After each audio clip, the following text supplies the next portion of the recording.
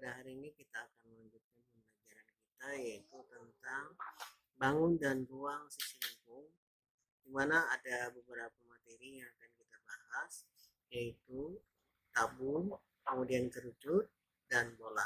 Pada kesempatan kali ini kita akan membahas tentang tabung. Jadi simpelnya tabung itu, kita gambar saja tabung. Di sebuah tabung itu ia memiliki 3 buah sisi, atas, bawah, dan samping. Nah, ini yang disebut dengan, jadi kalau kita uraikan, dia seperti ini. Nah, ada bagian atas, ini yang disebut dengan tutup.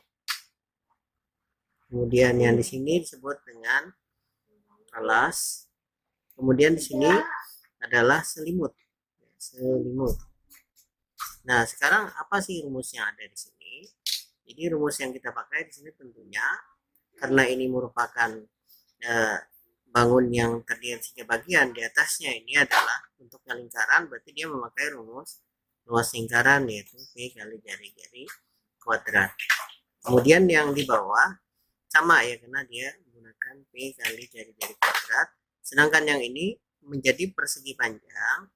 Jadi sini adalah lebarnya, kemudian sini adalah panjangnya. Jadi lebar dan panjang. Nah, panjang ini didapatkan dari mana? Ya, dia dari keliling di sini. Maka panjang ini adalah P kali diameter atau 2 kali P dikali jari-jari. Nah, sedangkan lebarnya di sini adalah tinggi tabung. Nah, ini adalah lebar. Jadi dari sini ke sini itu adalah lebarnya, jadi seperti segi panjang. Jadi rumus luas persegi panjang itu kan sama dengan panjang kali lebar. Jadi panjangnya adalah P kali diameter, ya, P kali diameter, ya, kali L-nya kan lebar, L-nya itu adalah T. Jadi P kali D kali T. Ya, jadi maka kita dapat rumus. Ya, rumusnya kita dapatkan sekarang, dia adalah P kali jari kuadrat. Ini untuk yang di atas, ya, untuk alas, ya, untuk alas ini. Kemudian yang kedua adalah tutup ini, berarti dia menggunakan juga P kali jari-jari kuadrat ditambah dengan, nah, di sininya adalah luasnya tadi, luas di sini dia menggunakan rumus P kali diameter, atau kita tulis 2 kali P kali jari-jari, ini kan sama dengan P kali diameter jari kuadrat. Kita bisa menyederhanakan karena ini sama 2, berarti kita tulis 2 dikali P dikali jari-jari kuadrat ditambah dengan D, 2 kali P kali jari-jari, jadi kali tinggi. Nah, maka kita dapatkan rumus P kali jari-jari kuadrat kali P kali jari-jari kuadrat tambah 2 kali P kali jari tinggi. Nah, ini bisa kita rubah lagi juga menjadi 2 kali P dikali jari-jari dikali jari-jari ditambah 2 kali P dikali jari-jari dikali tinggi. Nah, ini kan ada bagian sama, jadi kita faktorkan. Yang sama ini kita faktorkan 2 kali P kali R, buka ya, buka burung ya. Berarti yang tersisa masih sini ya, R dengan T-nya. Jadi R kali R tambah T di sini. Nah, inilah rumusnya yang pertama. Jadi yang kedua ini adalah yang kita tuliskan ini adalah luas seluruh sisi tabung. Jadi luas seluruh sisi tabung. Nah, sekarang bagaimana kalau luas? Bagaimana dengan luas tabung tanpa tutup? Nah, bagaimana dengan luas tabung tanpa tutup? Jadi luas tabung tanpa tutup itu berarti kita menggunakan rumus, hingga dipotong ya, ini yang rumus yang tadi. Ini kita tinggal potong, ya, kita potong saja yang ininya. Berarti yang tersisa adalah P kali jari-jari kuadrat tambah 2 kali P kali 2 kali P kemudian kali jari-jari kali tinggi. Nah, ini kan P-nya kali jari-jari tambah 2 kali P dikali jari-jari kali T. Nah, ini kan ada yang sama juga nih, P dengan R nya sama. P dengan R sama, jadi yang bisa kita faktorkan hanya P.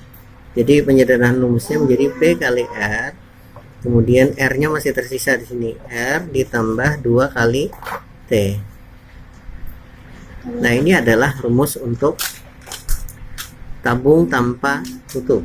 Sekarang poloma tabung. Jadi poloma tabung itu sama seperti poloma bangun ruang biasa. Jadi dia menggunakan kalau rumus balok atau kubus adalah luas alas kali tinggi. Maka di sini polomanya juga sama. Luas alasnya adalah luas lingkaran. Jadi P kali jari-jari kuadrat dikali dengan tinggi. Nah, ini adalah rumus-rumus yang kita gunakan. Bagaimana dengan memahami rumusnya? Berikutnya adalah kita mencoba memahami rumus.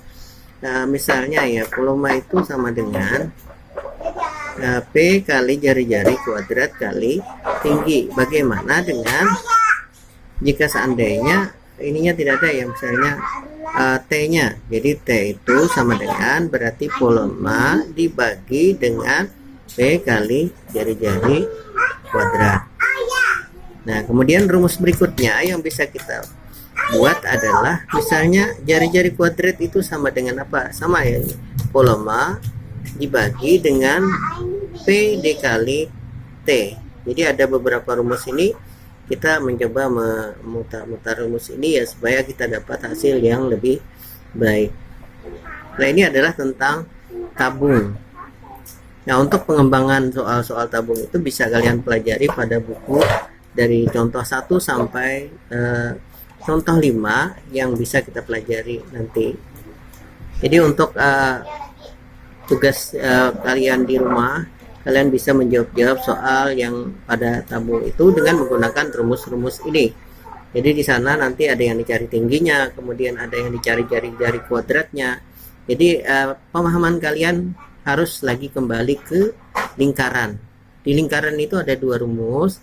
Yang pertama adalah rumus P kali jari-jari kuadrat, itu adalah rumus luas. Kemudian P kali diameter, itu adalah rumus keliling lingkaran. Jadi rumus-rumus ini harus betul-betul kalian kuasai untuk menjawab soal-soal ini. Terima kasih atas perhatiannya. Mudah-mudahan yang singkat ini bisa kalian memahami. Sekian, terima kasih. Assalamualaikum warahmatullahi wabarakatuh. Matematika itu indah, matematika itu mudah.